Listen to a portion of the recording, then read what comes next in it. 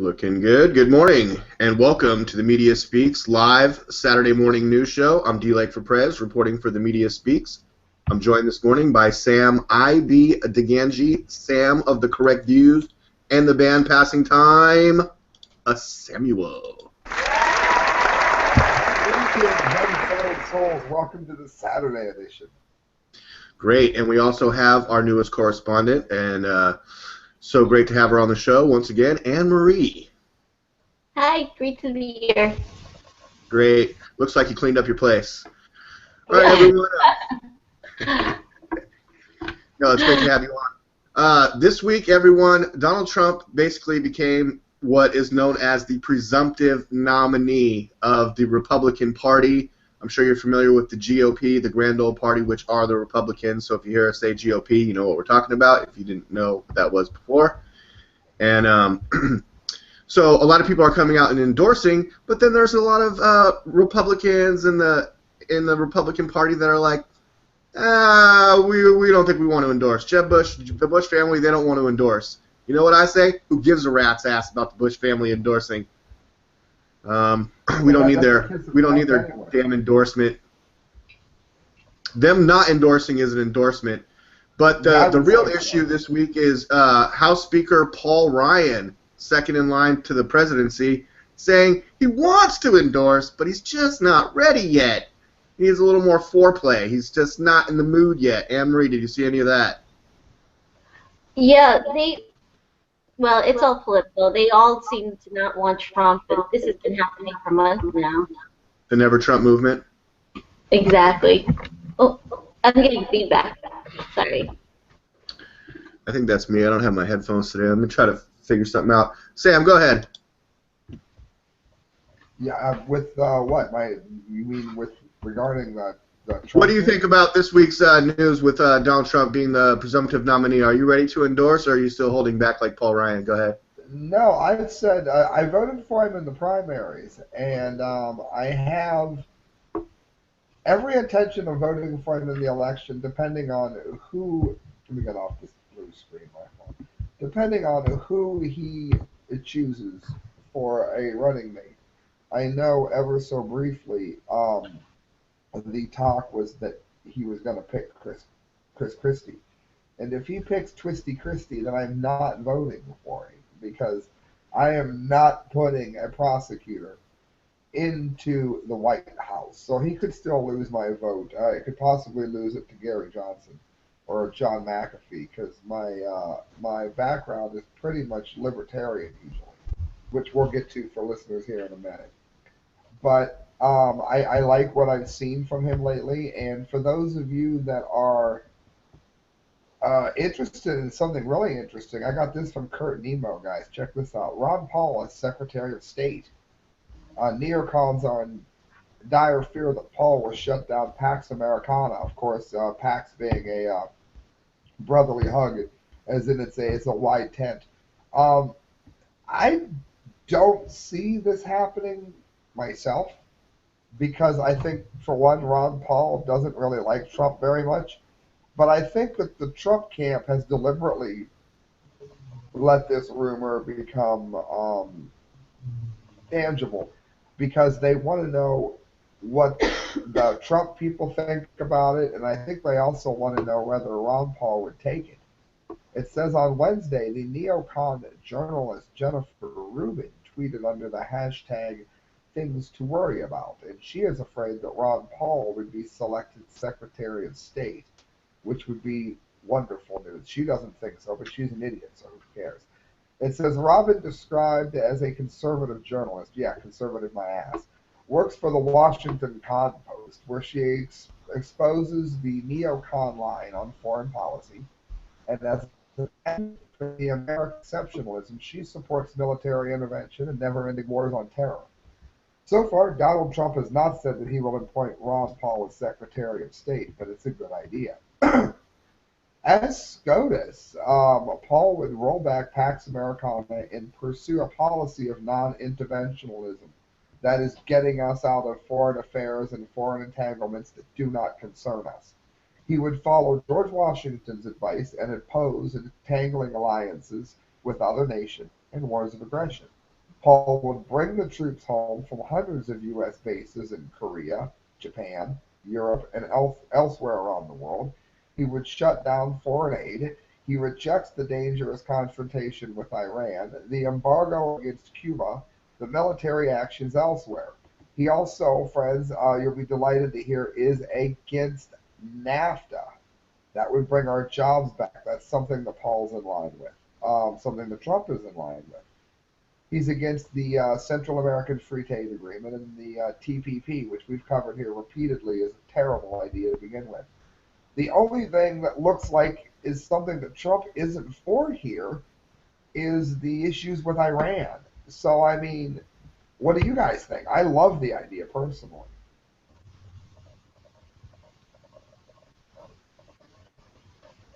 You're on mute, D. Like, All right, I'm sorry. I was trying to figure out my headphones, but they're not working, and I missed the last little part there. I had someone stop in. yeah, so the only big difference there is they seem to differ on policy with Iran. But regarding everything else, it looks like it's been screened. It looks good to go. Okay. I think they'd be a really good match because they don't agree on the economy and various things like that. But this non-interventionalist policy actually is something that is Ron Paul.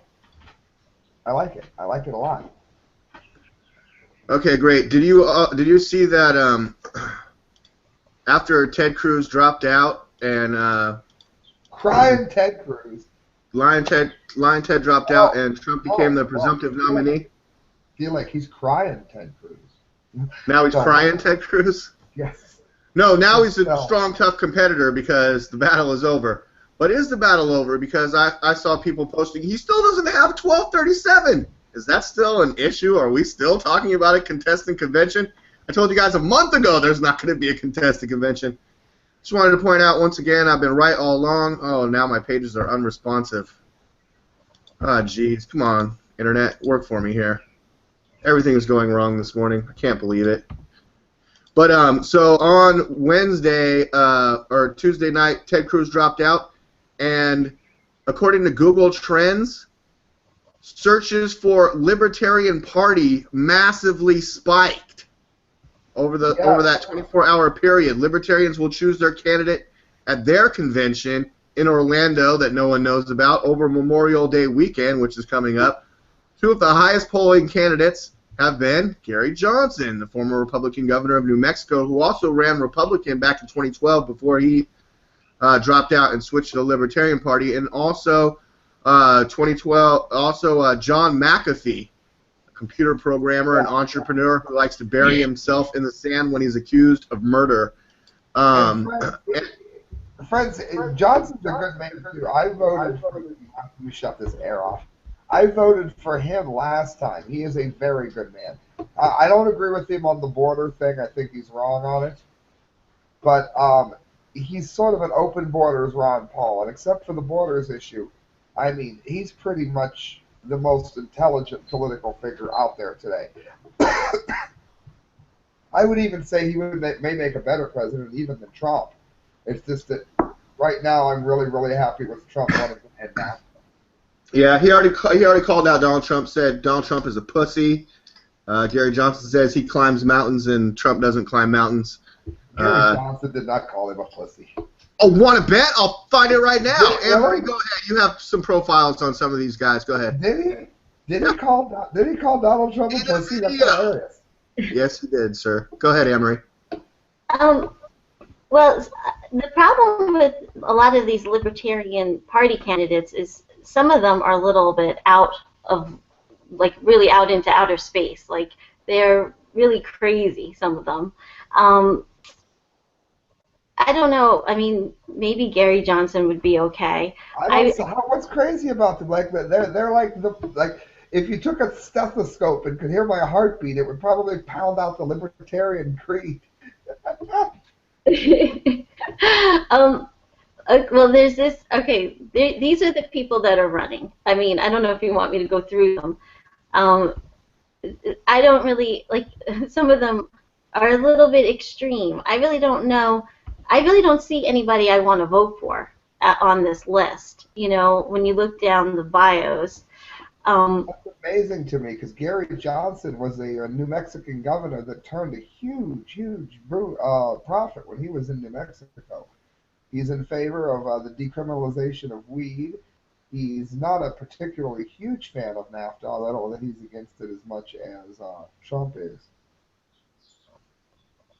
What is it about some of the candidates that's odd? Because they seem like the only logical party to me.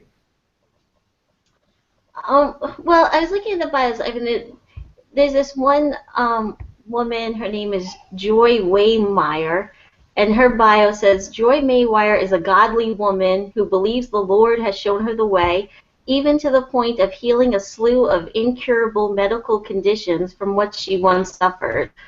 It says politically she is a straight-laced libertarian, calling for little government and maximum personal freedom. I mean, you know what I mean? Like, there's a bunch of people who. That's not bad. That's not a bad platform. But I just mean for, like, you know, running as the president. It's like you would think it would say something more than that, like some experience. You know what I'm trying to say? I mean, I don't know. I was looking at the platform on the website, you know, the own libertarian website. Yeah, believe it or not, I've voted Libertarian more than I have for any other party. I voted for Gary Johnson, Harry Brown twice, and Bob Barr once. Well, I was looking at this platform, and I have to say, some of these views, I thought that I differed from some of the views of libertarians. And after I read the platform and broke it down, I feel there's a lot I do like about, you know, being libertarian. You know, I feel like some of the people out there who are libertarian, you know, that I see responses on Facebook and message boards, really don't understand what libertarians believe.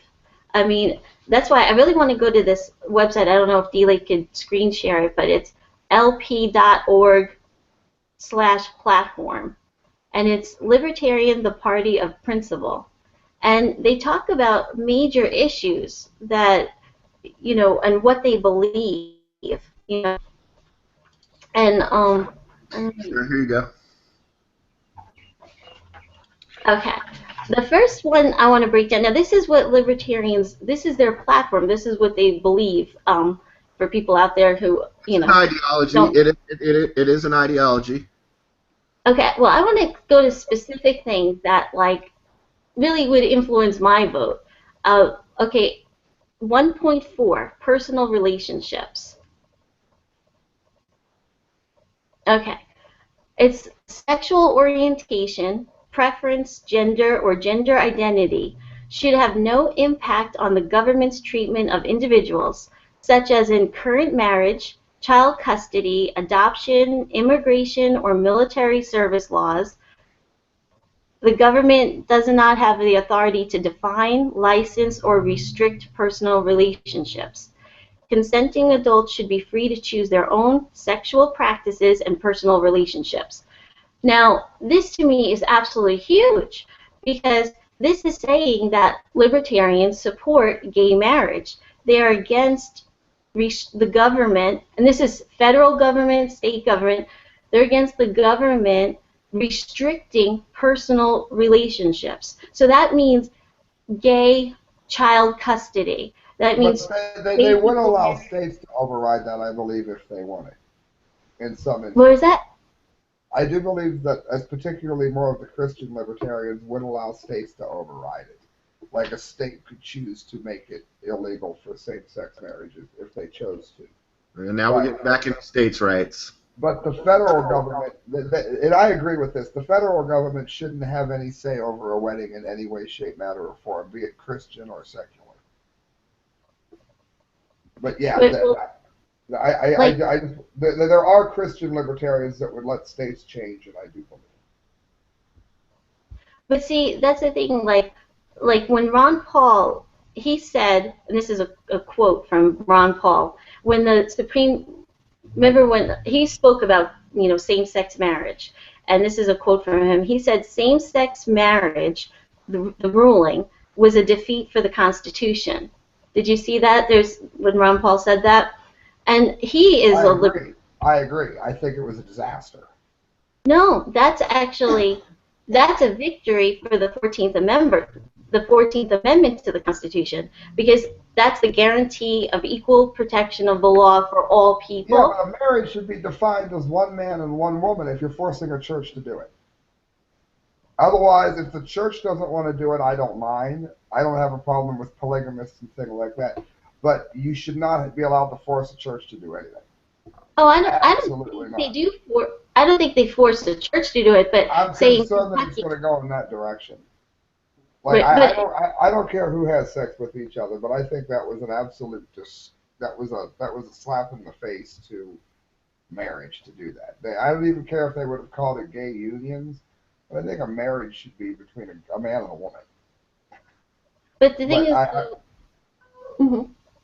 I was very shocked that they went ahead, because you're going to have, when you redefine language, you dumb the language down. That's one of my concerns there. But anyway, I've completely sidetracked you. What are some of the other ones that you had before I completely derail what you were saying? Oh, well, I was saying that, like in this, it says, in this 1.4 personal relationships, I mean, it affects not just gay marriage, but gays in the military. Like President Obama made an executive order, no discrimination in the military. And, that can be repealed by a new president. Like, say, if you do vote Republican, a lot of, Republicans are against gays in the military, and that can be repealed, which worries me. And I think that, people who are libertarian should really look at this, because this is a major issue, and this is right here, if on this website. I think just looking through these privacy, personal relationships, abortion, crime and justice, self-defense, the majority of the definitions, even this personal relationships, is basically the libertarian stance on the government's involvement or non-involvement in each issue. Like abortion, recognizing that abortion is a sensitive issue and that people can hold good faith views on all sides, we believe that the government should be kept out of the matter, leaving the question to each person for their conscientious consideration. But I mean, the government still has to, it's either legal or not legal. I mean, I'm saying a lot of these positions deal with the government's authority. Government does not have the authority to define, license, or restrict personal relationships, is what they're saying here. Exactly. Oh my gosh, that is exactly what I'm saying. Like, this is amazing to me. This is like, we were talking in a previous show about states' rights, and different states can do, believe in different things, and we were even talking about abortion as a states' rights issue. The libertarians from this is saying no government. So that means not the federal government, not even the state government. Nobody should have, you should be free to choose. And that is called pro-choice. That is called pro-choice. No government intervention. So this really isn't about states' rights. And that's like mind-blowing to me, because I thought a lot of times when I see libertarian views, libertarians are like, well, I want the federal government, a smaller federal government, or the federal government not to make the decision. I want to leave it to the states, leave it to the states. That actually is not what libertarians believe. Libertarians believe in no government intervention. So that's the federal government, that's the state government, and they are pro-choice. That's not universally true with all libertarians. I know that, like, for instance, when Ron Paul ran as a libertarian, he was a pro-life libertarian, even when he ran as the Libertarian Party. So there's a little bit of flex on some of those. He ran, what year did he, I can't remember what year he ran as a Libertarian, Ron Paul. But he was one of late 70s, early 80s. Yeah, he was a pro-life libertarian. It's not extremely common, but it does happen. Gary Johnson is pro-choice. Right. Well, I just think that according to their platform, if you're a libertarian, and according to this platform, really, if you're a libertarian and you want me to vote for you, then you need to follow this platform about being pro-choice, because pro-choice, it means that they actually believe a person can do, they can't deny. I don't want the government, any government, the state government, the federal government. I've always said this. I don't want them to deny the whole country. It's my right, and someone else's right. Maybe I don't agree with it, and he could be pro-life. Maybe for himself, he doesn't believe in abortion, or he's a man, so it's not his body that's getting the abortion, but maybe it's his spouse. A medical doctor who's delivered over how many babies, Sam? Like 3,000 babies? Ron Paul's argument to that was libertarians do not affect other people's rights, and they're saying that you are offending the right of the child because it is a child, you're killing it. That's the other side of that, which I tend to believe more among third trimester than like first. All right. Let's try to reel this third-party option argument into how do you guys think that the Libertarian or another third party, maybe the Green Party or the Independent Party, how do you think, or if the GOP, if the establishment decides to run a third-party candidate, Donald Trump said Bernie Sanders should run independent, but how do you guys feel a third party will affect the 2016 presidential race this year, if considering that Donald Trump is the presumptive nominee for the Republicans? I think it's kind of a common narrative that Hillary Clinton will be the Democratic nominee if she's not indicted and thrown in prison, which would be great.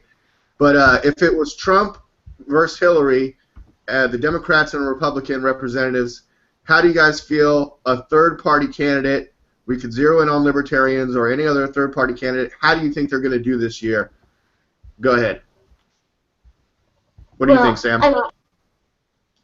I think that Trump is very likely going to polarize a lot of people, unfortunately. I wish he wouldn't, but I think there's people that are going to believe the media hype and believe the lie that he's racist or this, that, or the other, even though it has no basis in reality.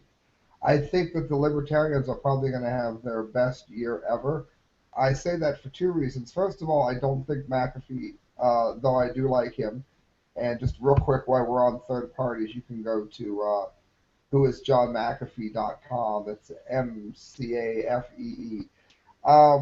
My problem with him is that he seems to be running on a very what do we need to do to save our infrastructure computer-wise platform, but I don't know what many of his other policies are, and it's extremely hard to find them on his site. And then again, let's remember, every time you put McAfee on your computer, you automatically got a virus. The damn thing never worked. So there is that. But I think that Gary Johnson's going to walk away with this. Maybe with McAfee as a VP, maybe not. But I think he's going to do amazing. He's polling in double digits now, which is unheard of. But I will say here's McAfee on Who is McAfee. For those people unfamiliar, wait for that scroll that sees his face. There's his face. I mean, you guys might recognize him. He's the guy that buries himself in the sand and puts viruses on your computer. Here's Gary Johnson, former governor of New Mexico. Former 2012 presidential candidate Gary Johnson, likely the nominee. Please do add Paul as SCOTUS. The other thing here is this worries me greatly. I'd like to know if you two had heard this. It was less than a week before the election, and you can still find the poll online if you search 10% Gary Johnson, Ohio. During the 2012 election, within a week, Gary Johnson was polling 10% in Ohio. Now, he had no sex scandal. He wasn't found in a locker room with a sheet. He wasn't found doing anything weird with Hillary Clinton. No, nothing happened. He just ran his campaign. He got 1% of the vote. No scandals. Nothing like that. What about when he? How do you lose 9 percentage points without a scandal? So What about that Sam? worries me.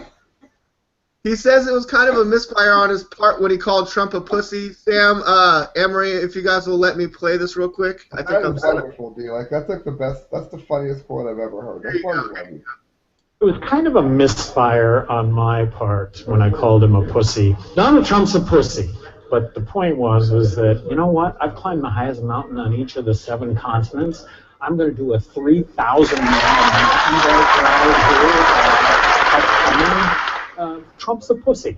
I think that Donald Trump alienates more than half of Republicans. Deporting 11 million illegal immigrants, building a fence across the border, Sorry, Gary. I like the fence. families of Islamic terrorists, free market, but I'm going to force Apple to make their iPads and their iPhones in the United States. If it gets down to being in the presidential debates and he's got anything to say about me, which I'm sure he will, I'll just start off with the fact that he's a pussy.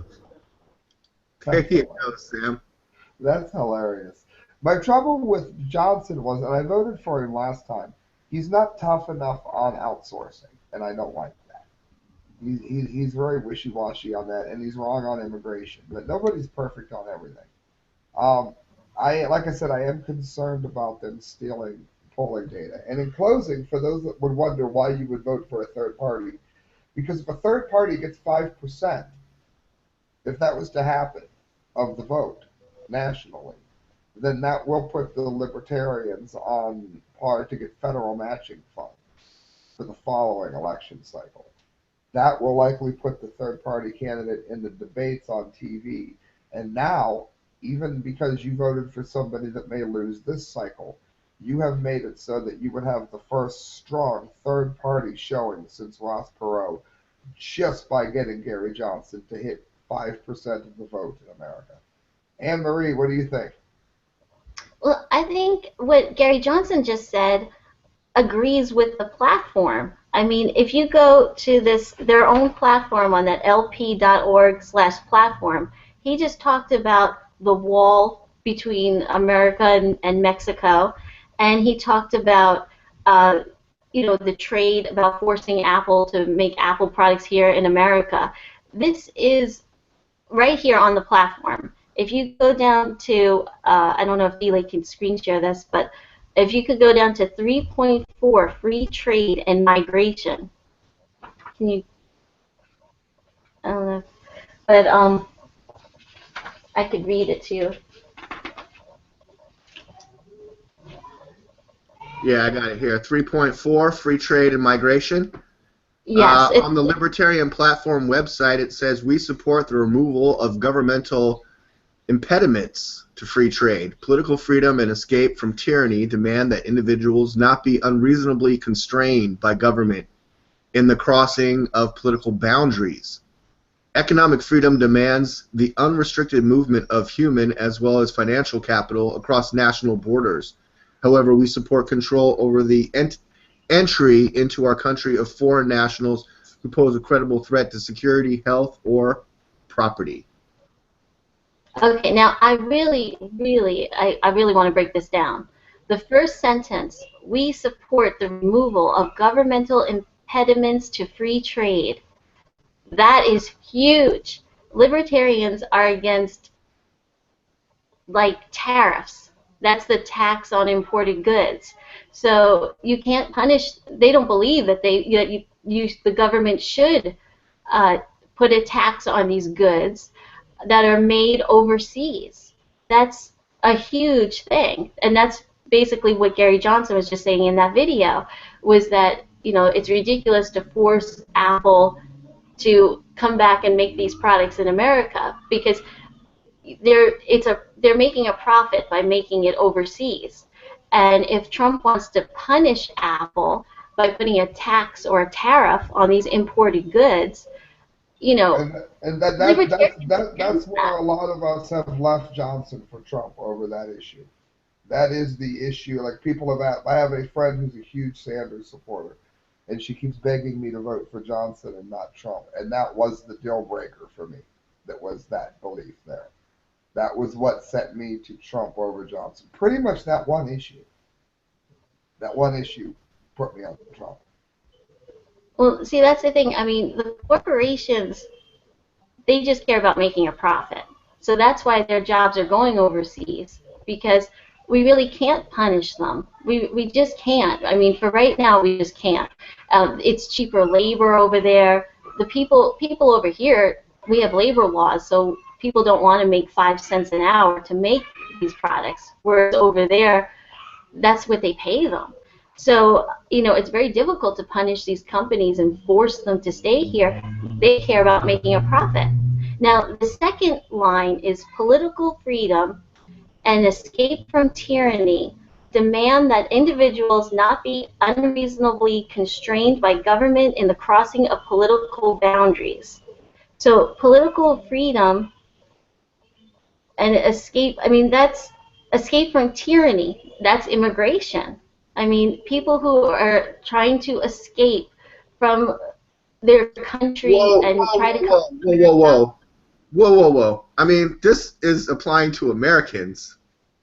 So you're talking about people that are escaping tyranny from, say, a Latin American country. I mean, that's not necessarily what this applies to, in my opinion. Yeah, I don't think that applies to that. I know it does.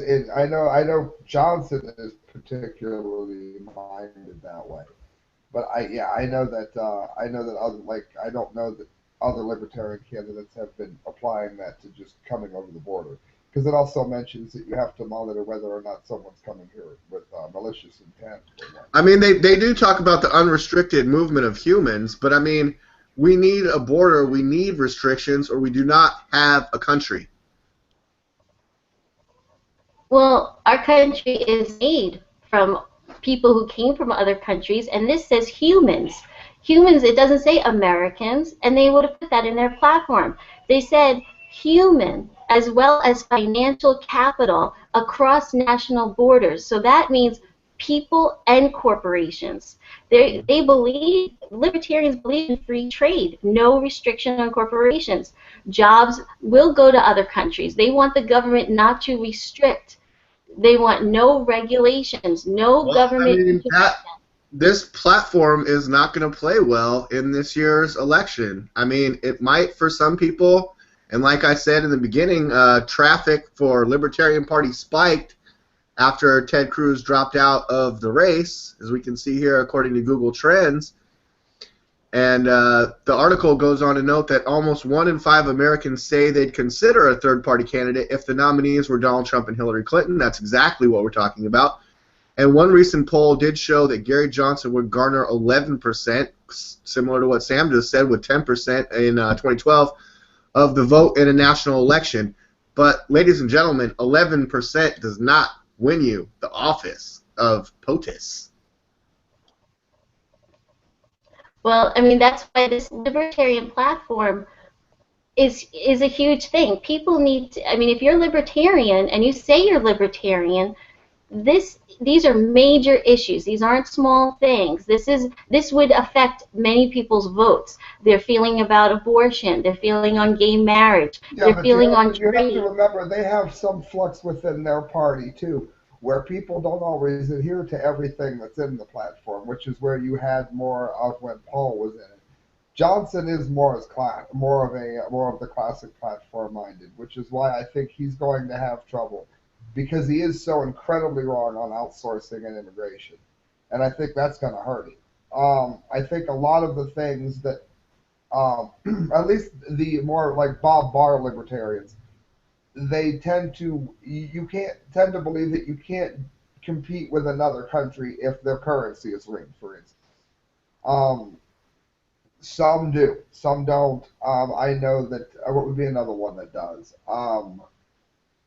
I think Bednarik was a lot like Gary Johnson in that they believed that way, which is why I think there is a falling away from the libertarians right now over Trump. It's because the party is so painfully wrong on those two issues. And they're so right on just about everything else. So it's when you vote for Johnson like I did last time, you sort of because of those two issues. You have to take a deep breath for sure. Yeah, I mean, I definitely see what you say about immigration too, because the last line under that free trade and migration, the line before was mentioned the human as well as financial capital across national borders. So that means free trade.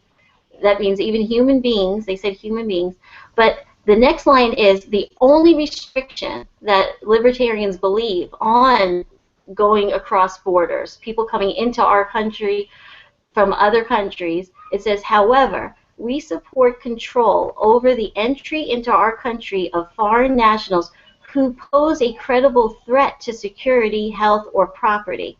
So that's the only restriction. So that's saying So, the so they're in sentence. favor of Trump's ban on Muslims. But I mean, they're saying.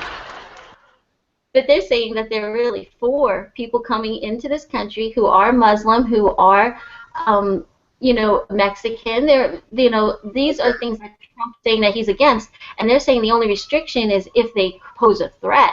So if you are How do Mexican, we know? We have to vet them, isn't that right? well, that's what according to this, I guess the libertarians would vet them, but the ones who are fine, and not everybody is a terrorist, not every Muslim is a terrorist, should be welcome into our country, and this is what libertarians believe, and Well, that. I don't care. I don't care if somebody comes in legally. I don't have a problem with that. All right, all right, all We right. know, And once we know who they are, I don't have a problem with that. Anne Marie, it sounds like you've gone through the libertarian platform according to lp.org/platform. Everyone can go check out what we're talking about for themselves. Now, Anne Marie, after reading all that and doing your breakdown analysis, how do you think that the Libertarian Party will fare in the 2016 election? Do you think that they'll get 11% or higher? mm, Do you they think don't have much. will they garner enough Republicans or Democrats to throw the election one way or another? I mean, will they split the Hillary Clinton vote or split the Donald Trump vote? I mean, it was the day that Ted Cruz dropped out that the spike went up on the internet for Libertarian Party searches. So, I mean, will a third-party candidate split the Republican vote more likely than the Democrat vote? I mean, that's what I think. Maybe I'm seeing, but 11%, while it is a chunk, it's not a huge chunk. Right, it's probably not going to have much of an impact at all. In fact, I mean, I know you were talking earlier about Trump. Do you think it's a winning platform after doing your homework and investigating and looking at the platform? Is that a winning platform? It sounds like you have a lot of. You I like like it. I like these things. Oh, sorry, I'm getting feedback. I like what I read, and I think that there's a lot of people who say that they're libertarian, and I've been to message boards where people speak about being libertarian, and they are against. I mean, these are huge issues. I understand that there is some wavering within anybody's party's platform, but these are huge issues. These are major issues that affect people's votes, and this is free trade. This is our borders and allowing immigrants to come into our borders. This is gay marriage and a lot of things like child custody and the government out. They want the government out. They want not just the federal government out, but the state government out. And I've read so many libertarian views where people are like, well, let's lower the federal government's role and leave it to the states. Well, actually, some of these issues, that's actually not what libertarians believe. I mean, and so when I hear somebody who is like anti-abortion, anti-this, anti-free trade, are you sure you're libertarian? Because you really sound more like a Republican. And even I've read some views that are crazy, that sound like crazy Tea Partiers, like a little bit too much to the right. But no one accuses them of sounding like Democrats? Well, this is the one thing I wanted to say, I'm sorry, was the only thing I don't agree with libertarians, that I still don't, even after this researching what libertarians believe, is the last, my last point about under 3.4, free trade and migration. They want no restrictions on the corporations, and they're not going to tax imported goods. They really, I don't want to be ruled by a corporation. I want, I believe in some government regulations. I just do. That's the part of them I do like. I don't want any government regulation at all in that regard. But sometimes I do worry about when it goes beyond our borders, though, like Johnson is doing. When you try to apply what works for the country globally, that's not such a good idea. And I think that's Johnson's mistake. But to hit the 5% they need, I think so many people hate Hillary and Trump. They might get their 5%. 11% D-Lake, I'm with Anne Marie. But 5, I think they might hit that this year. 5%, great. Well, I know. Who do you want to get it, Anne Marie? McAfee or Johnson? Actually, Anne Marie sounds better. But I mean, obviously, Gary Johnson is probably the best representative for the Libertarian Party, albeit will he have time? Because he's operating his company called High, which is a marijuana sales and distribution company, and he talks about one of the issues with his marijuana selling company. They sell a lot of edibles and smokables, marijuana, but they can only sell their product in the state that they grow it in, and it has to be like a Colorado or where it's legal. Could be California soon, but he can only operate within state boundaries. So are we going to have a libertarian candidate with a marijuana company that gets up and says that he wants the state boundary lines to be eradicated so that he can sell his marijuana product across the entire United States or globally, like what Anne-Marie was just saying about boundaries and borders and migration?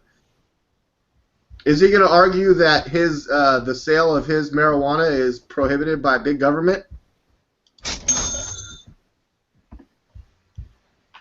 What do you guys think?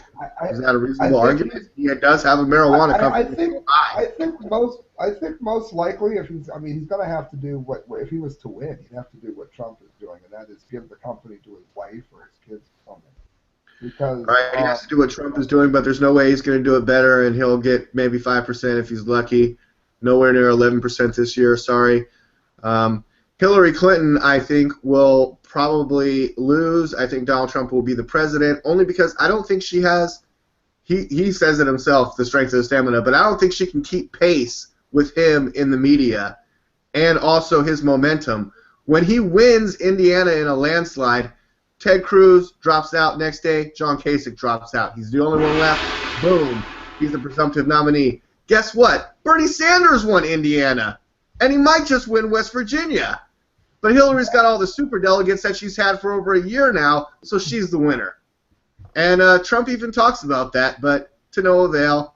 Bernie Sanders, they say he's mathematically eliminated, but he keeps fucking winning. So please, if someone wants to try to explain to me how that whole superdelegate process works in a democracy when we are a republic in the United States of America, that'd be really great for someone to try to explain that to me.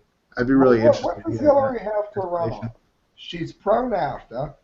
She has destroyed Libya. She has no idea how to even secure an embassy. She claims to be someone who... Or an email. She can't secure her email server, her private email server, when she should have been on the BlackBerry. She hides her emails from people. She jeopardizes the country with her emails. She says that all women who say that they're raped need to be listened to while threatening people who were raped by her husband. What is she going to run? Sam, it sounds like you've been doing a lot of opposition research on Hillary Clinton there. Remember the Clintons brought us Chinagate, which is why China has nuclear missiles pointed at us today. Well, we are fortunate to have a female reporter now with the Media Speaks, Anne Marie, and I'd hate to put you on the spot and make you represent all of womanhood, but how do you feel about Hillary Clinton? Oh, well, here in West Virginia, this week, it's all over the news. People hate her. I've got it pulled up. Yes. Oh my goodness! Because a few weeks ago, or actually a few months ago, she said that oh, this was a big one. She actually said that she wanted to put coal mines and coal miners out of work. Now, she said this week, she did come up here. She went to Logan, West Virginia. She met with a coal miner who is Republican, and she actually apologized. She said she made a misstatement, that she really didn't, mean that, because really that is very unusual. I have to say Hillary is definitely off her game, because Democrats usually don't say anything against unionized workers. Now, her husband, Bill Clinton, who's a Democrat, he carried this state. I mean, they loved him. So now, Trump has the backing of. Trump has the backing of the UMWA. He's endorsed by the United Mine Workers of America. Now, Anne-Marie, something that we talked about before the show, they did endorse him live at his rally in West Virginia. He goes, I know what they're going to do. The coal miners are all the same. They're going to bring me a hard hat. They bring him a hard hat. The crowd goes, wow, put it on, put it on. He puts on the hard hat. He acts like he's, mining or whatever. Then he takes the hard hat off. Then he starts talking about his hair because, he just put on a hard hat. Then he took it off. I mean, I wouldn't really have to worry about it as much as Trump unless I put it on my beard maybe. But he's like, how's my hair after that? Then he starts talking about the hairspray. And Anne-Marie, I know you had some thoughts about that. Yeah, this part I actually was surprised about because, okay, he's talking, everyone has to realize he's talking to coal miners. There's coal miners at his rally. Coal miners, this is one of the most dangerous jobs. This is incredibly, incredibly dangerous. This is horrible. So Donald Trump starts talking about the hairspray and that the hairspray could affect the ozone layer, they say, and he was likening the environmental regulations. Now this is environmental regulations, right. And he's likening it to the coal miners, like what the government, how they want to regulate and restrict, your regulations underground. Now that is absolutely insanely brilliant. Because brilliant. Environmental regulations are different from safety regulations, and the people here are very into safety regulations. Now, I watched the whole speech, and he did turn it to speak specifically. He talked about improved health and improved safety for miners in West Virginia, also Pennsylvania, Ohio, and the whole. The mayor say that Hillary Clinton can stay out of West Virginia? That was awesome. Yes, the mayor of Logan, West Virginia. They didn't want her even to come. They absolutely hate her because she said she wants to put coal mines and coal miners out of work. And now this is the thing. Safety regulations, that's called a regulation. And that's what, I'm sorry, I'm getting feedback. That's what oh, that's okay. But that's really a government and regulation. So he can't say, oh, when he was talking about the hairspray, he was saying that he doesn't like environmental regulations, and he was saying about the regulations under the earth where these people are working. And, I mean, think about it. This is a huge federal government agency. No. I know, but real quick, Aquanet affecting the ozone layer is kind of an urban legend, isn't it? I don't think he's saying that miners. Why do we need the government to say what would be safe for a mine? Why can't the miners' union say what would be safe for a mine? I would trust the miners' union more than the federal government. The union, that's why it's a union, and that's why unions always back usually the Democrats, because they want safety regulations that protects them. Yeah, but why do they have to come from the government? Look, and you have to trust Donald Trump when it comes to hairspray. He knows what he's talking about. Obviously. The women behind him, they all have like Hillary Clinton hairdos, and they're all like, yeah, word to that. They're doing high fives. They're like, remember the old days when we just used to do the hairspray? We had the hair like really tall. Did you used to have tall hair, Emery? I bet you did. I had the I had did. no I had like a giant flat top. It was so cool. Yeah. Well, okay, but this is the thing.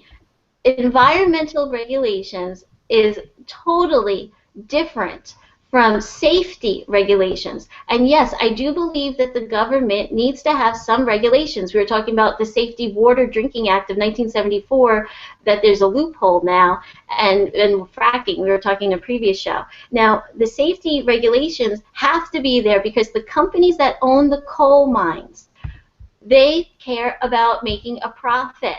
So, I mean, these are very dangerous jobs. Then they really don't care about their workers. That's why they're mostly pro-union, pro-Democrats, these coal miners. And, you know, it is a big deal that they're backing Trump, and it's because they hate Hillary and what she said, and that was a big boo-boo for her. Now, this is the other thing. I mean, this job, I don't know if people know about coal mining, but it is so dangerous. I mean, the regulations are there because there's methane gas. They want to minimize coal dust. It minimizes the risk of underground things happening underground. These safety regulations have to be there. There's a federal government agency, and this is the federal government. It's called the MSHA, and it's specific for underground mines. It's because the work is that dangerous and unique. This is actually really important because this is specific for underground mines. They are in so much danger, they have safety regulations just for that specific part of the job. I just think it does show a lot of ignorance on Trump's part to liken these underground safety regulations to environmental protections. And I don't think that Okay. In Trump's defense, I mean, one part of a speech that he was trying to be kind of funny. Look, he had just put on the hard hat there. Trump champions coal mining, mocks Clinton in West Virginia. That's what he had to do. That's what he did. Yes, but D-Lake, I mean, I'm just telling you from living here, the coal miners, it's horrible. I can imagine it's a terrible, tough, hard job, but we want to make it easier. We want to make it safer. We want to get that coal up. We want to use it as energy. There's people that want jobs. They'll do the mining.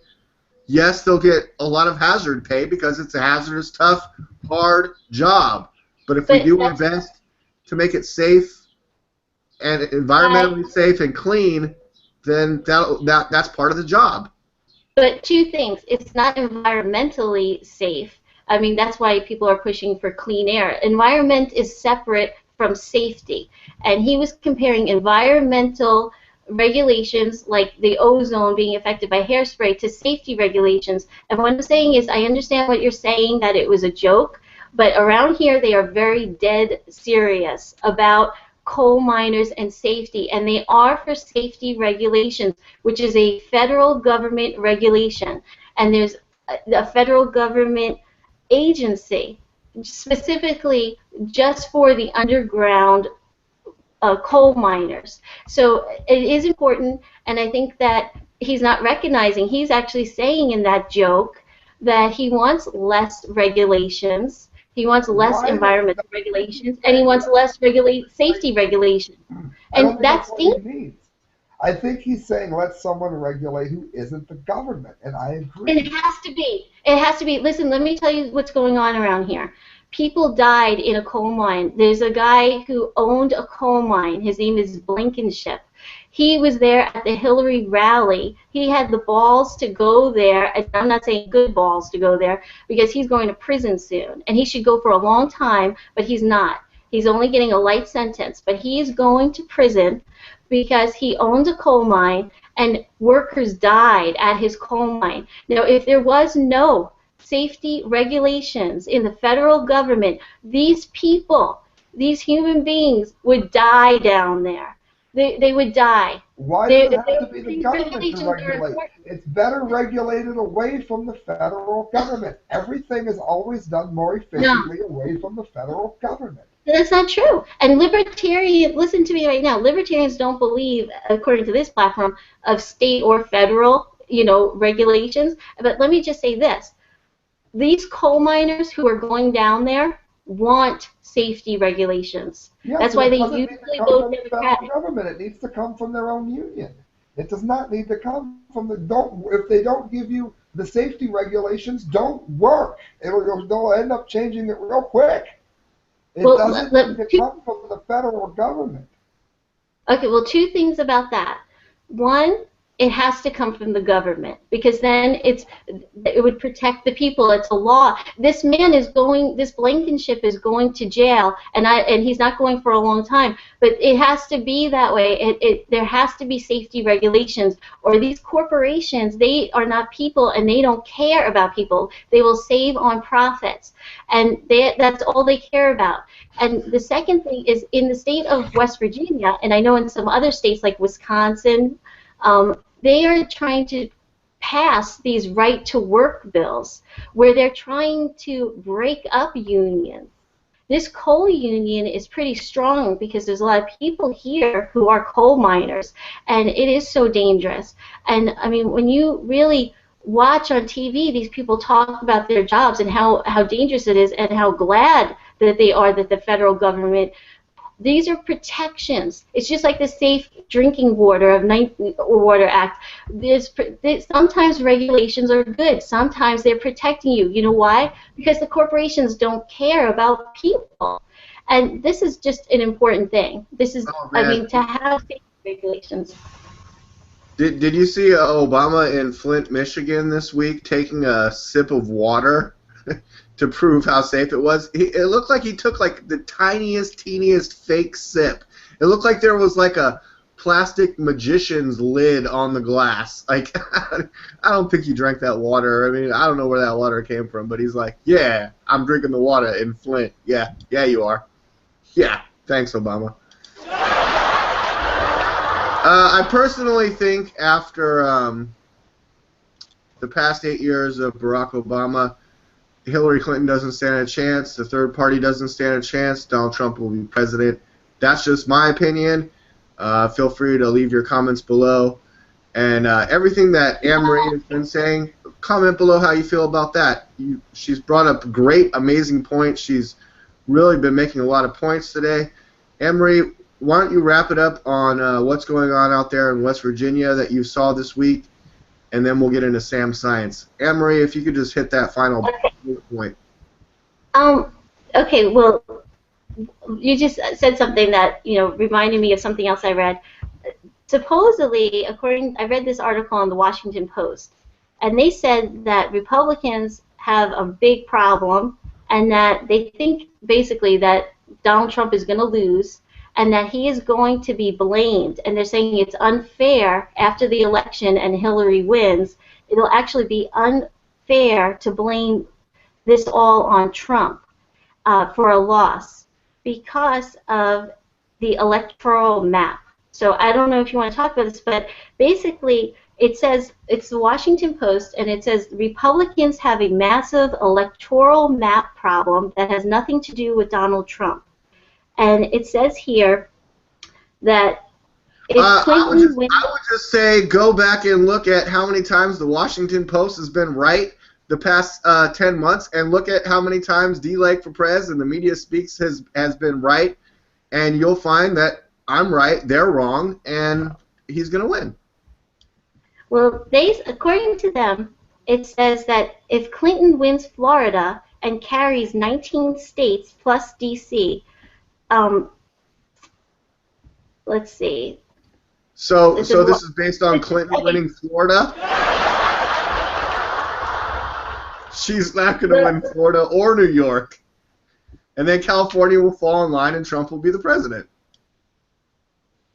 But it says here, according to this, why is this important? Because if Clinton wins Florida and carries the 19 states plus D.C. that have voted for the Democratic presidential nominee, in each of the last 6 elections, she will be the 45th president, and it's that simple. And they have a picture of the map and what it looks like on their website. I'm sure they do. Sam, how do you feel about this?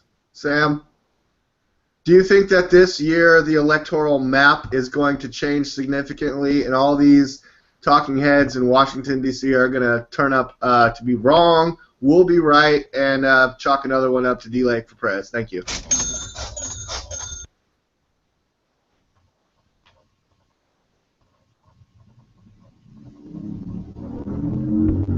Sam, are you talking?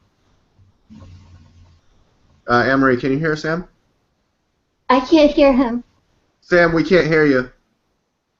Sam, we can't hear you. We can't hear you. Sam. Oh, it looked like he was making a brilliant point, though, didn't it? It did. Okay. Well, I mean, do you want to take that one? Well, I think that this is important because in each of the last 6, if you look, back, and it says that in each of the last 6 elections, this happened, and this is why. Yeah, but I'm saying that doesn't matter because this race is unprecedented and is not following your history playbook. It's not following the past 6 years. It's going to be totally different. Well, and also remember George W. Bush, that whole thing with Florida with the hanging chads. He got that Florida because, his brother was the governor of Florida at the time, and that Secretary of State in Florida, oh, Sam's back. Okay. But anyway, he got Florida because of his brother being the governor and that influence, because really, Al Gore got the governor Jeb was the governor when his brother was in a contest to be the president. Yeah, that's outrageous. Sam, you were making a brilliant point. We lost you. You dropped out there for a second. Can we hear you now, Sam? Yeah, I think 2 things. We have one, Donald Trump beating Hillary Clinton in the presidential matchup for the first time since October. This was dated May 3rd on The Independent. They're actually saying that he is ahead of her.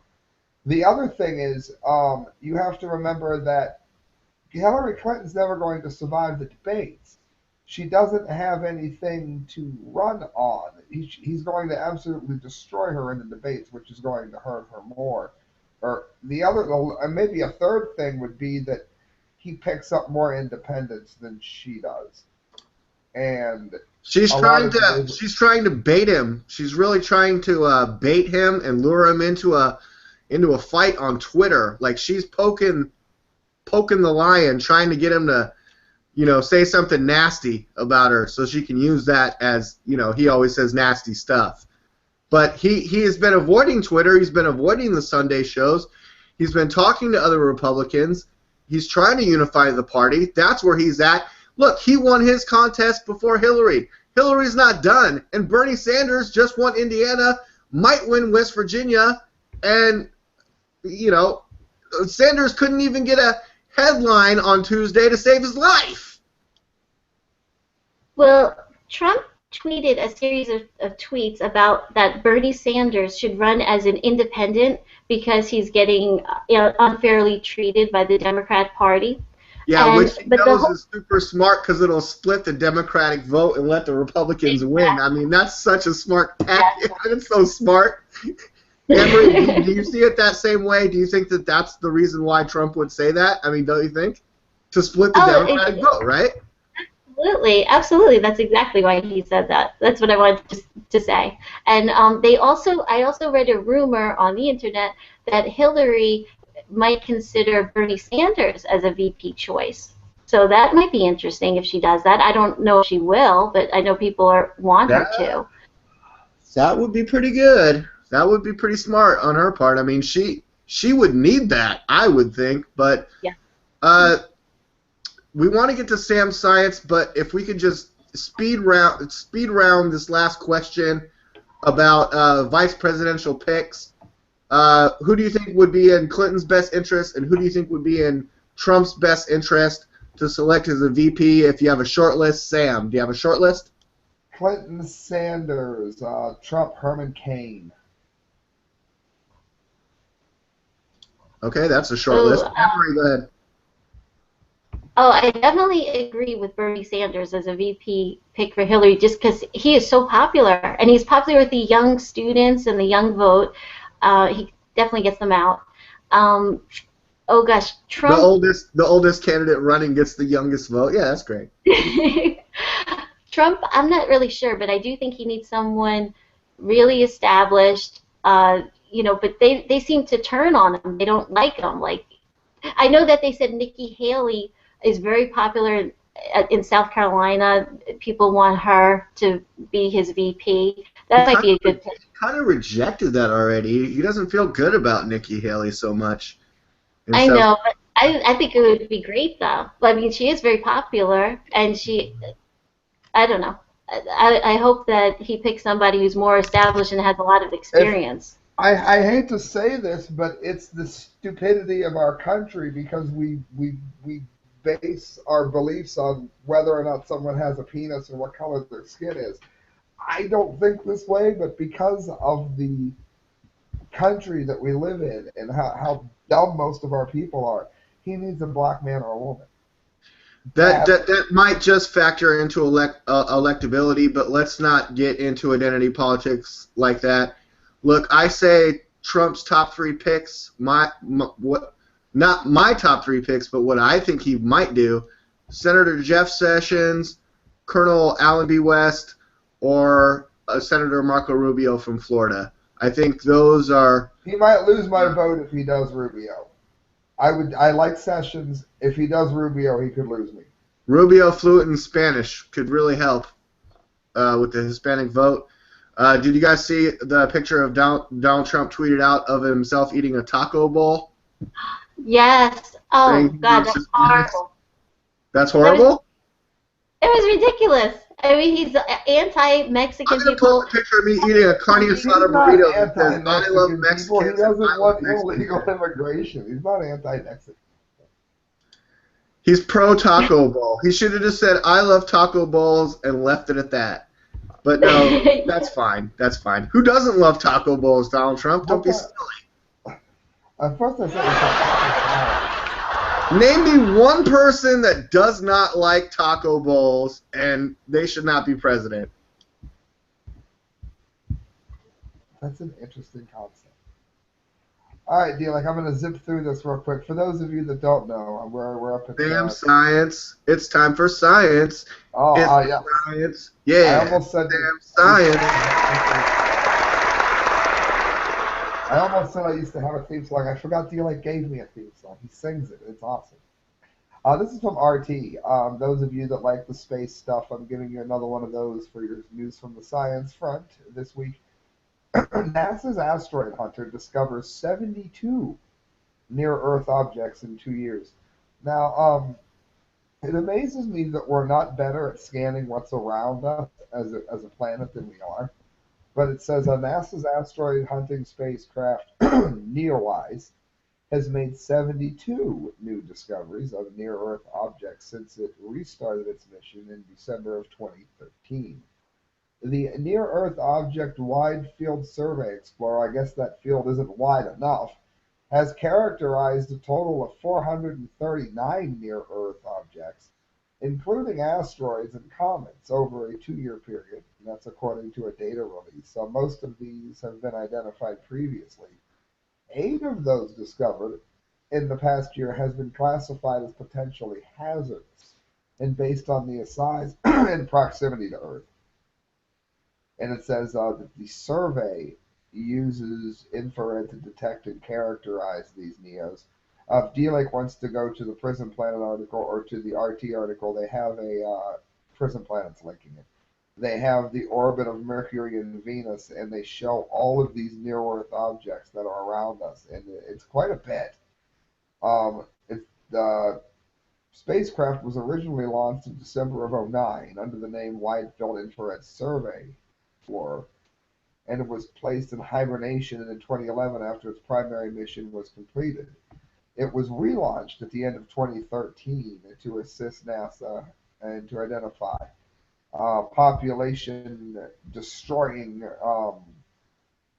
asteroids, comets, whatever things hurling towards us, because we know sooner or later we're going to be hit with a catastrophic piece of space debris of some kind. We don't know how, we don't know when, but we do know that we have the technology to destroy many of those. Of course, everyone says nuke them. You can, but you have to remember uh, if you blow it apart and it doesn't disintegrate, you're going to have chunks of radioactive rock falling on the Earth, which and that's going to be extremely Whoa. detrimental to people's health. But yeah, I mean, I thought it was an interesting article, and that's your news from the science front. Whoa, Nelly. All I gotta say is Bruce Willis, Ben Affleck, Drill Team, Asteroid, boom, we got it. Sam, you said go to prisonplanet.com. I did just that. But well, I went to Prison Planet, Sam, and if you look at the top headlines today, Clinton could be interviewed by FBI within days. Libertarian looks for anti-Trump bump, a picture of Gary Johnson. Next. Politico, Obama will push transgender gender identity rules on all K through 12 schools. Interesting. Pelosi, Vicente Fox plot to defeat Trump. Mexican calls Trump voters lazy drunks. Thanks, Vicente. You're not even the president anymore. Shut the fuck up. Many Americans renounce citizenship even before President Trump. I just wanted to say that, I mean, those first couple things that we're talking about today, the Libertarian Party, there's Gary Johnson, anti-Trump, bump. I mean, I'm just saying, according to Prison Planet, right now, today, we're talking about exactly these things. Probably why our show is the best. Indeed. Good news on the science front, Sam. What'd you have in entertainment today? Well, I've got a couple. We've got video, and this is only I would find this entertaining. Information Liberation, Chris Menahan. Video of enraged Muslim jump kicks a man in the back for protesting outside a London mosque. It reminded me of the WWE with this bonehead here from the Religion of Peace. So I wanted to go ahead and mention the drop kicking Muslim for peace. I thought that was entertaining. I gotta stop doing those sounds. What do you mean? Drop kick? Who drop kicked who? What happened? A Muslim man drop kicked a spectator in front of a London mosque. I just shut the link down. It was more like a blurb, but there's a video of it if you want to put it up. Just put Muslim drop kicks man in front of London mosque. It'll come right up. Muslim takeover of London complete. This was interesting. Cancer survivor Michael Douglas appeared at a panel on nuclear weapons for NYC's Tribeca Film Festival. He battled cancer from 2010 to 2011. He thinks he may have gotten it from oral sex. He was spotted on the red carpet at the Tribeca Film Festival. He's 71 years old, and whoa! He got cancer from oral sex? Very likely from oral sex. How did he? I thought oral. I was told that oral sex helps prevent cancer. Was that wrong? No, not usually. And plus, I mean, he's probably eaten a whole lot of poontang in his day. I thought cunnilingus was supposed to help cure cancer. No, I haven't heard that. That would be nice. When he says oral sex, is that giving or receiving? I'm not sure. Giving. It's more dangerous for men than women, by far. Oh my God! Michael, Now you tell me. Oh yeah, I'm beating too now, so I'm not really doing. I was happy that he dressed in purple in honor of his friend Prince that passed. That was interesting. He does look a little bit sick. He doesn't look real good, but it was very good to see that he was out there. He said he was battling oral cancer, and he initially blamed it on years of smoking and drinking, but said it was that particular strain that he suffered was likely caused by the human papillomavirus. It's the most common sexually transmitted disease in the U.S. You got to remember, there's like 116 different kinds of it, and only like 10 or 12 are bad, something like that. It's some huge number like that. But anyway, unfortunately, while he's not looking good, it is good to see that he was an anti-nuke summit. That's very important. And D-Lake, last but not least, you do know what time it is. Well, it's not Michael Douglas, Sam, but who fucking died? Fox News. Indonesian pop star dies after being bitten by a cobra on stage. A pop star collapsed and died on stage after being bitten mid-performance by a cobra. Irma Buell, 29, was famous for wearing snakes, much like Alice Cooper does during her acts, although his is a python, and thought the king cobra had been defanged. Despite being fatally bitten, she continued to sing for 45 minutes before she collapsed in front of a stunned audience. The pop star was performing in the village of Kalawang, West Java, in her native Indonesia. She accidentally trod on the cobra named Ranti, and it lashed out, sinking its fangs into her legs. Audience member Fernando Octavian Azura told local media that the accident happened in the middle of the song when he misstepped on the snake's tail and it bit her on the thigh. Very clear path, like that was the breast, I think. The singer reportedly refused an antidote for the snake handler, but later began vomiting on stage and suffered a seizure. Again, I'm not laughing when someone dies, but if you get bitten by a snake and refuse the antidote, it reminds me of Prince leaving a hospital because his friends couldn't stay. Sometimes you wonder what is in these celebrities' head. Here in the U.S., if I got bit by a rattlesnake, it would cost me like $100,000 to get like flown to the hospital and get the antidote. Like I probably couldn't afford it and would die. Do you guys want to watch the graphic content real quick? Yeah, I have not yet, so yes, we should. Well, I know, like, oh, you're going to put it up? Ooh. Yeah.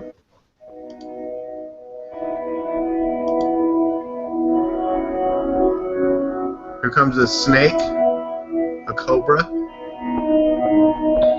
Looks like some kind of cobra manager there, some snake guy.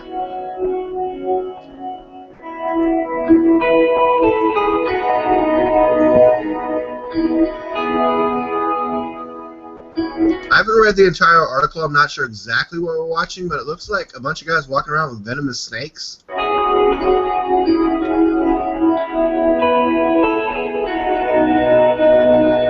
Is the snake in her arm right there? Is it biting her? Is that snake biting her?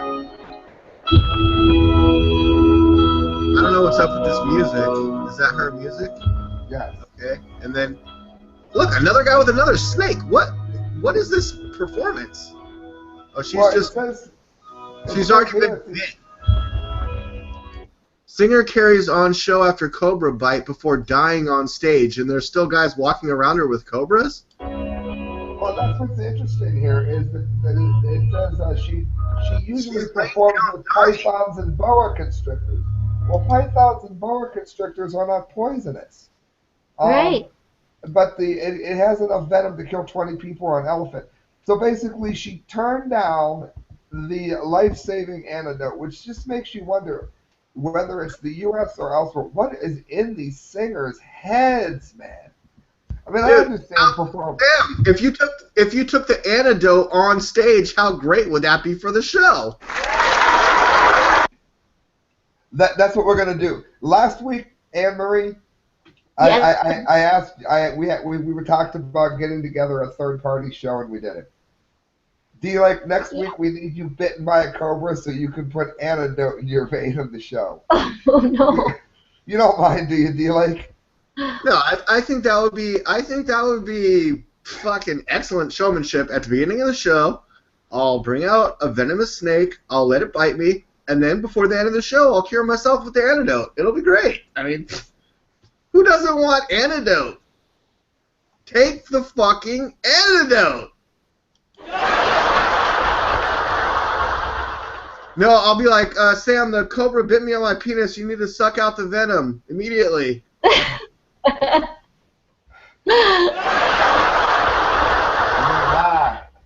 Or Anne Marie, but you guys are far away. We do the show remotely. It's great. But excellent show today, right? Don't you think? Yes. Anne-Marie, what did you have in entertainment? Go ahead. Okay, I have three things. One is really quick. We talked about Janet Jackson might be pregnant. She Ooh. actually is pregnant, and she's Yay. gonna be, yes, she's gonna be, yeah, she's gonna be turning 50 May 16th. So she's gonna be 50 years old in only like less than a week. So this is gonna be a big thing because it's, it really is like a big thing. But luckily she's married to a billionaire, so she can have, I guess. Older, but not that old. I mean, 50, that's kind of old to be having a baby, but not the oldest. I mean, 75-year-old women are still giving birth. In this day and age, it's not like it used to be. Yeah, it's safe. It's her first child, so I mean, and look at her body. I mean, Janet Jackson's in good shape. She'll be fine. Yeah, she's in great shape. Okay, the next thing I saw was that David Bowie's last album. It was called Black Star, and on the cover of the album, there's this star. And in fact, the artist who drew this star, when the album first came out, they kind of ragged on the artist and said it was too simplistic. And he said people just don't get it yet, right? So now in the last couple of days, they said, I guess some fans who had the album took it outside, and in the sun, after it was exposed to some sunlight, stars shone through. So I was really thinking that's really cool. But they say don't leave it in the sun too long because you don't want your record to warp. But the artist kept this a secret, even though he was ragged on for doing too simplistic, a star. It was just a star. But when you put it in the light, all these stars shine through. So it was a nice surprise. Wait. I was just bringing up the imagery, and if you could rewind just a little bit, this looks like maybe it's the cover, or this is. It's rather like, simplistic, but when you take it out in the sun, what do you see? You see it's little stars shine through. Maybe you could put maybe you could Google exposed to sunlight, right? Exposed to sunlight. Right, when it's exposed to sunlight. So I guess a fan must have taken his record, cover in, like maybe he was moving. I don't know what the story was, but he took it out and it got sunlight on it. And as soon as the sunlight hit it, look at this. Is this it? Yeah, this is it. That's it. You found it. It's so beautiful. You know what that reminds me of? I wonder what they used to print that. We need that printing material at Sticker Junkie immediately. Well, do you have anything like this? I remember I still have the album In Through the Outdoor by Led Zeppelin. And when you took the record out, the sleeve, if you licked your finger, the black and white picture became a colored picture. Oh, wow. It was awesome. Yeah, just I don't know. Last month I saw an interview with Rob Liefeld, who created Deadpool. They just made the Deadpool movie, but he was talking about in the early days of Image Comics, when Image Comics first came out. Back in those days, I was a part of that. Buying Image Comics #1 issues, the Max, some Deadpool stuff, Wildcats, all that stuff. I got a bunch of those, but. It was like they worked with this printing company that every month they were like, yeah, we can do like, like chrome covers or holograms and like, expensive printing method, but to make a new original cover. And I mean, to find out that the new David Bowie, his last before he passed away, may he rest in peace.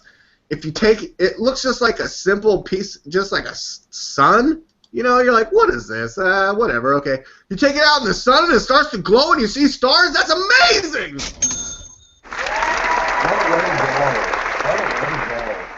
I'm just saying, like, printers like to do magical stuff like that, and it's always cool when people find out how it really works.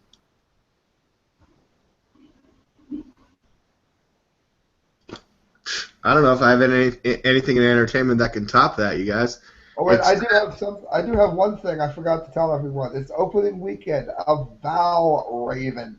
It is the tallest, fastest, longest drop coaster in the world, although a dive coaster, which isn't necessarily that amazing because there isn't that many dive coasters in the world.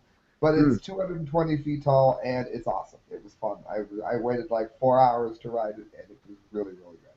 Which is why I'm like burned. I look like Donald Trump. I'm orange. I didn't do Glenn Beck's Cheetos. So. I have you gotta have entertainment. What did you say? I have a Prince story. If you want to be updated on Prince, I don't know if you. Prince. I know he was. I think I saw what you're going to say while I was in line today, but I'm going to let you do it.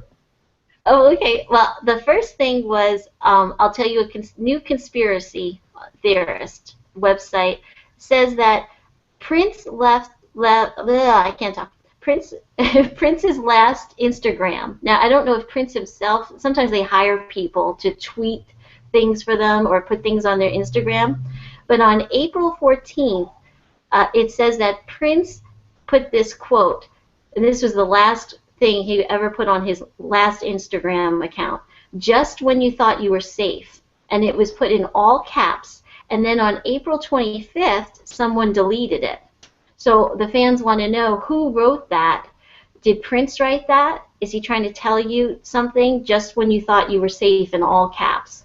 And everyone wants to know who wrote it in the first place. Did Prince write this, or did someone else that he hired write this? What did it mean, and why on April 25th did someone delete this post? So it's weird. I mean, it's all very conspiratorial sounding. I don't know. I mean, it's very mysterious, right? I mean, and it can be verified that all these tweets happen. I mean, is Twitter verifying? Sam, what do you think? If it wasn't Prince, it's not that big of a deal. If it was Prince, it's a really big deal. Did he have a Twitter moderator that wasn't not him? See, why wouldn't you say more than that? That doesn't make any sense. But did you hear about Sinead O'Connor suing Arsenio Hall suing Sinead O'Connor because she said Arsenio was selling drugs? Dude, I was just at the grocery store yesterday buying, all kinds of cool ingredients, after that vegetarian show we talked about, of course. I'm going to make a brilliant Caesar salad tonight for dinner.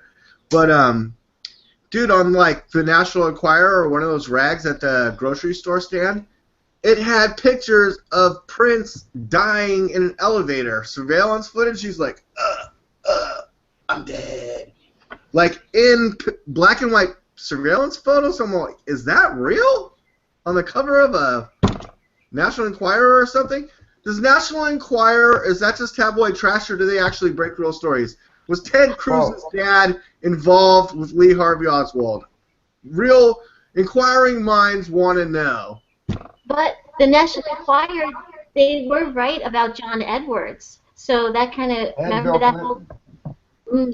Gary Hart. I mean, how many times have they been right in politics and news and entertainment? Also, did you hear that Prince was, according to his schedule, was supposed to be seeing a doctor about withdrawal from opiates the day after he died? He was scheduled to talk to somebody about that the day after. Yes. One day. You guys are so depressing. What do you got? Well, Sinead O'Connor, okay, I have the quote that she said. Oh, that's awesome.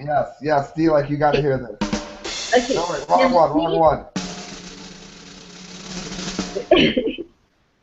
Okay, now Sinead O'Connor, she's 49 years old. Prince wrote that song for that Nothing Compares to You. Prince actually wrote that song, and of course we know that Sinead O'Connor got famous singing that. Now she posted in a Facebook post that, this is the quote, this is about Arsenio Hall she's talking about. 2 words for the DEA on where Prince got his drugs.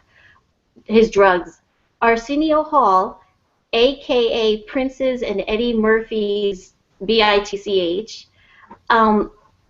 She said, anyone imagining Prince was not a long-time hard drug user is living in a cloud cuckoo land. She also said Arsenio, and she's directing this to Arsenio Hall. Arsenio, I've reported you to the Carver County Sheriff's Office. Expect their call. They are aware you spiked me. You spiked me years ago at Eddie Murphy's house. You best get tidying your man cave. So she's basically saying that Arsenio Hall supplied Prince with drugs, Eddie Murphy even with drugs, and that Arsenio spiked her drink at Eddie Murphy's house. Did Arsenio Hall provide Eddie Murphy with hookers with pretty feet? He's suing her for $5 million. Jesus. She looks terrible.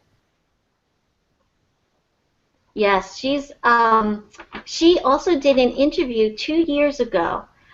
She said grow hair, but she shaves her head. I don't get it. Well, she said that Prince and her had a huge fight, and that she said it turned ugly. That they didn't get along. She said, this is a quote from this thing from 2 years ago.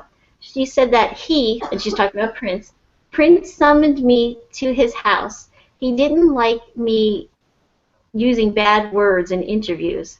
I told him to F off, and she said it turned violent. She had to leave his house at 5 a.m. in the morning, and he chased her down, and he tried to punch her. That's what she said. So she said they had a violent relationship and, friendship or non-friendship, whatever. I don't know how you describe whatever they had. But, yeah, so now Arsenio Hall is suing Sinead O'Connor for saying these things about him. So, I don't know. So it's like a defamation lawsuit or something? I mean, dude, Arsenio Hall, Sinead O'Connor, Eddie Murphy, Prince is dead. I mean, God, can't we just leave it all alone? Well, this is another... Oh, sorry, I'm getting feedback again. Another thing now this is another conspiracy thing that sources are saying that, well, actually it's not sources, it's NBC News, I guess. Medical responders did not use Narcan, Narcan. That's an emergency treatment to reverse drug overdose. Really? And they didn't use that on Prince. Even though, according to NBC News, Prince was found with pills in his possession at the time of the death, and also they found pills in other places around his home. Sources told TMZ he was given Percocet, which is a painkiller, in 2009. In 2010, he had hip surgery and got addicted, according to these sources, to these pills. So now people are saying, well, why didn't these first medical responders use this Narcan, which is an emergency treatment, on Prince? If it was actually found on his... Didn't they use that on him just a couple of days before, though, when he almost OD'd? They might not be able to use it. Oh, maybe they did, and maybe they can't use it, that close. I'm not sure how that works. Well, the other thing is, I know that, like, last week we were talking about Prince and that his son died. I think it was called like a Pfeiffer syndrome that he had. They said that Prince and his wife at the time, Mai Tai, went on Oprah and did an interview only a few days after their son died. So Mai Tai gave birth, they went through this horrible ordeal, and they went on Oprah like nothing ever happened. So that's really weird. And they didn't, obviously they're private people, but it was interesting because D-Lake mentioned, we were talking about Vanity, and she passed away, and that she dated Nikki Sixx. Well, what's interesting a little bit is that Mai Tai, after she divorced Prince, dated Tommy Lee, they said. And you were just talking about that.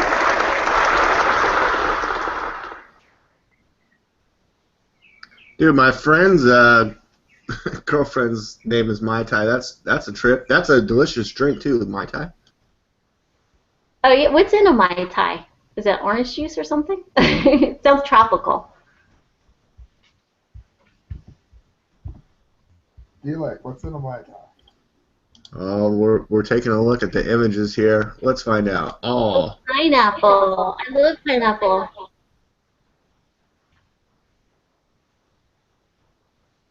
Mai Tai drinks. Tell me now. The Mai Tai is an alcoholic cocktail based on rum, Caraco liqueur, and lime juice associated with Polynesian style settings. There it is. The Mai Tai. Oh, that's you know what Also, that is? apparently, a very It's rum. sexy It's rum. Mai Tai female. Mai know, Tai You is know- rum. That Curacao, that's Curacao. That's an island. Like my husband was born in Aruba. There's the ABC Islands. There's Aruba, Bonaire, and Curacao. And that Curacao is like a liquor, and they supposedly make it there. From So that it's island. That's awesome. Yeah, usually it's blue. Usually you'll see it as blue Curacao. They'll have blue tie-dye. I mean, blue food coloring.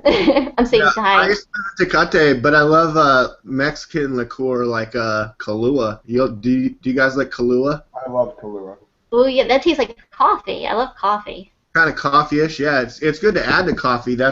I think that's called a Mexican coffee, but I'm kind of like Donald Trump. I love Mexican coffee and Hispanic people. United States and Mexicans make the best Kahlua and coffee. Put a little cream in there, a little mint. I like a Quickster. Quickster is Kahlua with chocolate milk. That's good shit. Oh. That I like to sounds add good. Kahlua to like a milkshake. Ooh. Yeah, I used to make those too. That's good stuff. This is Mai Tai. What do you like having entertainment? I'll tell you what I have. Split. Oh. I'll tell you what I have in entertainment. I watched Captain America Civil War last night. Oh man, I can't believe how awesome it is. Marvel blew DC out of the water. Forget Batman vs. Superman. It's all about Captain America Civil War, the Winter Soldier. There's more than one Winter Soldier. I don't want to give away too many spoilers, but Spider-Man was awesome. Ant-Man, the Falcon, the Vision, Scarlet Witch was there. Captain America, the Black Panther, he was there. Dude, it's just action-adventure the whole way. It's like, hey, you're going to jump off a fucking rooftop to another building? I'll just slide down the fucking roof with my fucking cat claws like the Black Panther. What? And then I land on the ground all crazy and start chasing you and shit. And then Spider-Man shows up, and you're like, Spider-Man is in this movie, and he's all, and you're like, this movie is dope. And then Ant-Man's like, I can grow to Giant Man. He's all, and you're like, dude, this is fucking the best movie of the summer, easily. Cash cow, gonna make so much money this weekend, so much money. Captain America Civil War, I recommend everyone check it out. I'm D-Like for Prez, the media speaks. Thank you.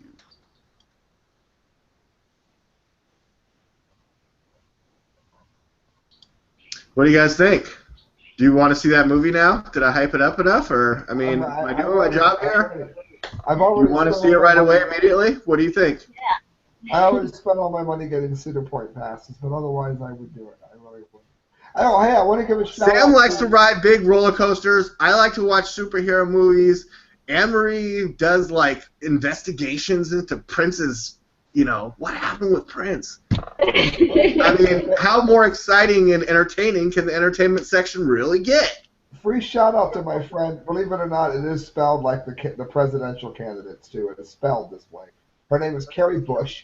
She is playing at George's in downtown Canton, and I'm not going to be at George's. I'm in Sandusky. But for those of you in Canton, make sure you go and see Carrie Bush at George's. She's playing. I forget her band name, but oh my God, can she sing? So go. Carrie Bush. Did you see that they're going to release some pages supposedly having something to do with Skull and Bones? Remember when Carrie Bush were both Skull and Bones members? Uh-huh. But all they're going to release is stuff that's already in the National Archives in the library. I mean, and supposedly some Freedom of Information conspiracy guy that's like, I want to find out about, all the macabre rituals that go on at the Skull and Bones at Yale. And they're like, all it is just presidential memos and speech drafts and nothing to see here, nothing crazy ever goes on here. We never, there's never any gay sex with anal penetration and people peeing and pooping on one another and praying to owls and Moloch and all this other crap. And there's no skull of Geronimo at Skull and Bones. I'm sure that never happens, and I'm sure that Kerry and Bush never participated in anything like that. I'm sure they did not.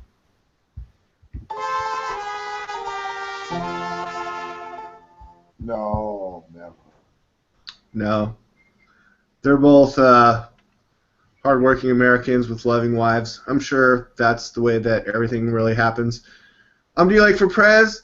Such a great show we did today. I have to call my mom. She called me during the show, and I said I'd call you back after I'm off air. And don't forget, everyone, tomorrow is Mother's Day, so don't be an asshole. Give your mom a call. Get on the phone. Call your mom. Sam, I know that you cannot call your mom, and but you'll be thinking about her, and I'll be thinking about her, and I love your mom, and I love everyone's mom. I'm riding the corkscrew for Mom, for sure. I love children of moms, which is everyone, so there you go. Anne-Marie, happy Mother's Day to you. I know you have a child. For sure. Yeah. Oh, thank you. Thank you so much.